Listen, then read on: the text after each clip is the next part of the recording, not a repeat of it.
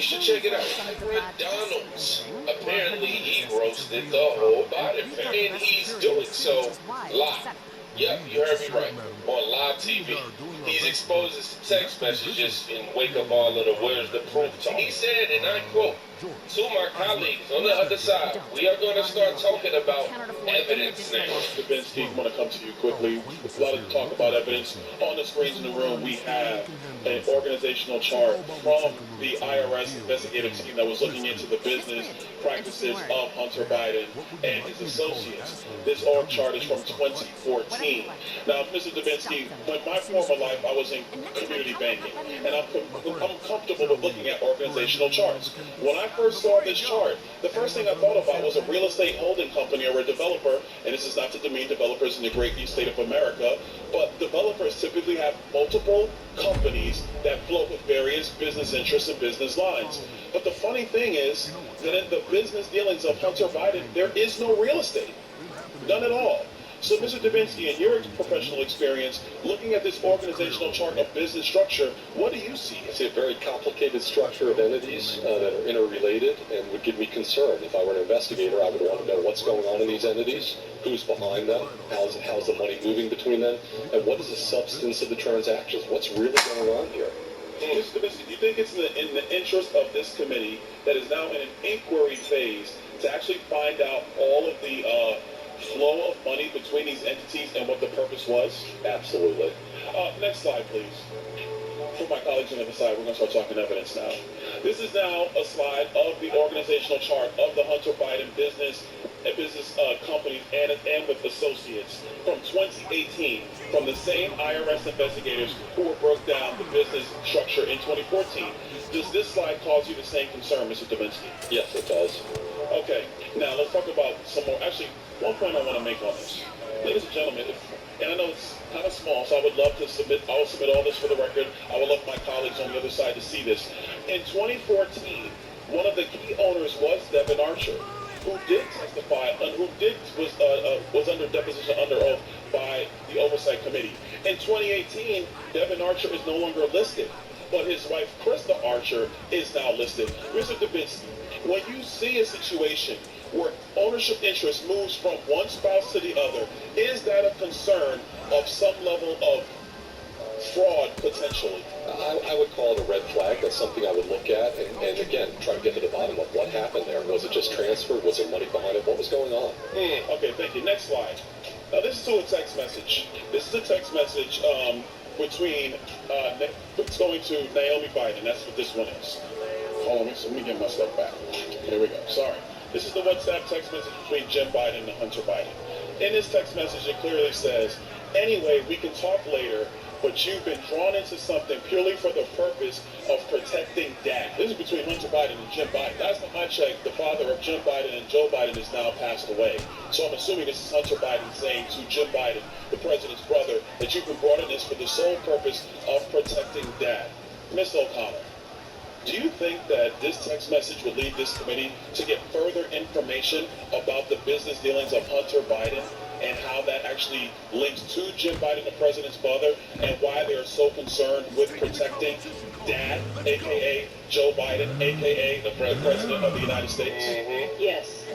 Thank you. Next slide, please. This is a text message between Hunter Biden and Naomi Biden. And this one's a famous one. Everybody knows this one. Yeah, this is a famous one that says, I hope you all do what I did and pay for everything for this entire family for 30 years. It's really hard.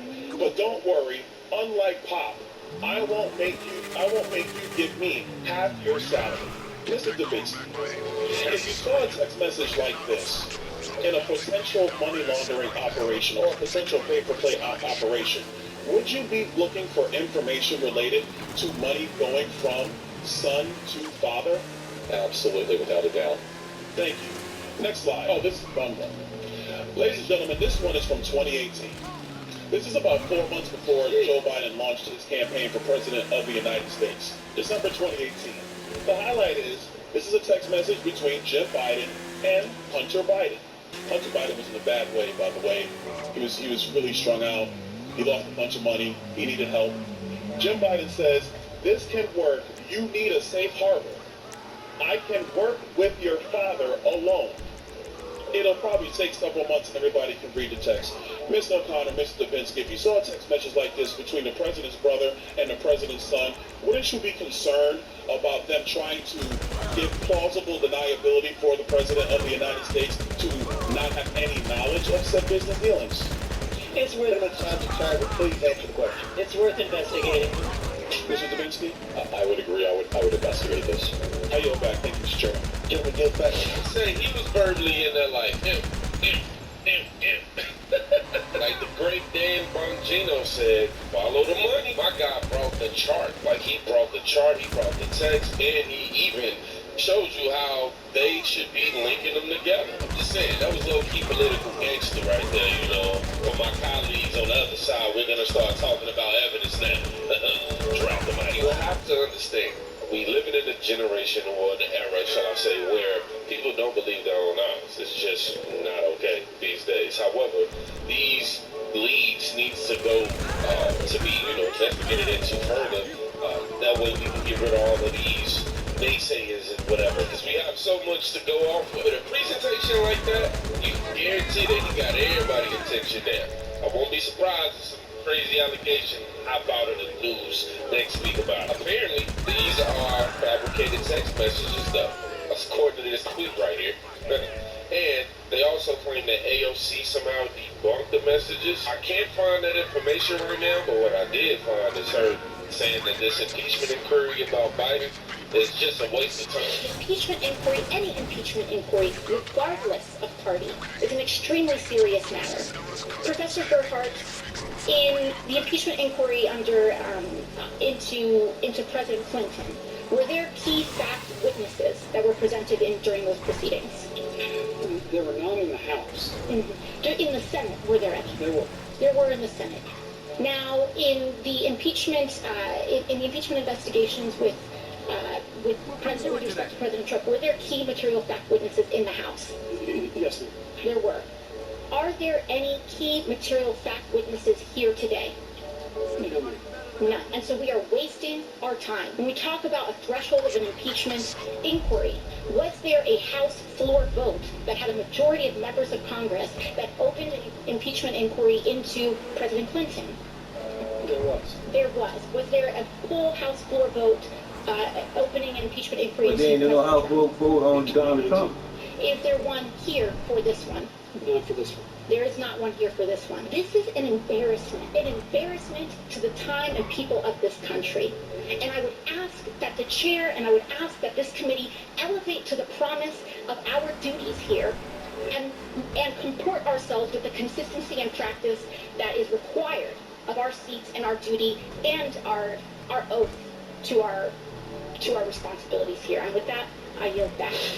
The double standard. I mean, it says a lot about you to want to sit there and brush off the potential corruption from the leader of the free world. You got to be doing something right if honest questions start to piss AOC off. Man, the hypocrisy.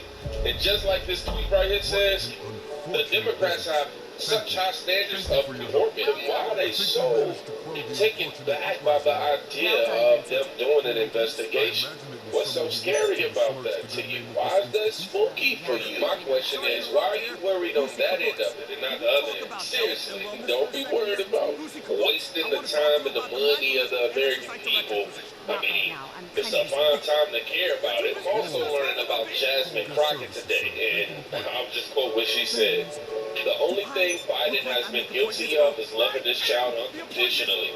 I hope and pray that my parents love me half as much as he loves his own child. Yeah, that's crazy even for Biden. Anywho, prepare your mind. You got the option of mute. President of the United States has committed. But when we start talking about things that look like evidence, they want to act like they blind. They don't know what this is. These are our national secrets. Looks like in the shitter to me. This looks like more evidence of our national secrets, say on the stage at Mar-a-Lago. When we're talking about somebody that's committed high crimes, it's at least indictments Let's say 32 counts related to unauthorized retention of national security secrets, 7 counts related to obstructing the investigation, 3 false statements, 1 count of conspiracy to defraud the United States, falsifying business records, conspiracy to defraud the United States, 2 counts related to efforts to obstruct the vote certification proceedings, 1 count of conspiracy to violate civil rights, 23 counts related to forgery or false document statements, 8 counts related to soliciting, and I could go on because he's got 91 counts pending right now. But I will tell you what the president has been guilty of. He has unfortunately been guilty of loving his child unconditionally, and that is the only evidence that they have brought forward. And honestly, I hope and pray that my parents love me half as much as he loves his child. Until they find some evidence, we need to get back to the people's work, which means keeping this government open so that people don't go hungry in the streets of the United States. And I will say she hope her parents love her half as much, but like, aren't you already raised? No. Well, grown at least. I just want to point out why the Democrats are always so uptight when they relaying their facts. Yeah. Why y'all mad? I'm not saying everybody on the right side of things have kept they cool and calm, but when I'm looking at Byron, you know, in comparison to, you know, AOC and Jasmine, it's a total difference in the way they deliver their Democrat message. rats, you know, Only mad. gets you but so far. And obviously his love looks like Always it comes gonna at a be price mad. 10% off the top of each kid. I wouldn't call having your son doing your bidding love. But what I can call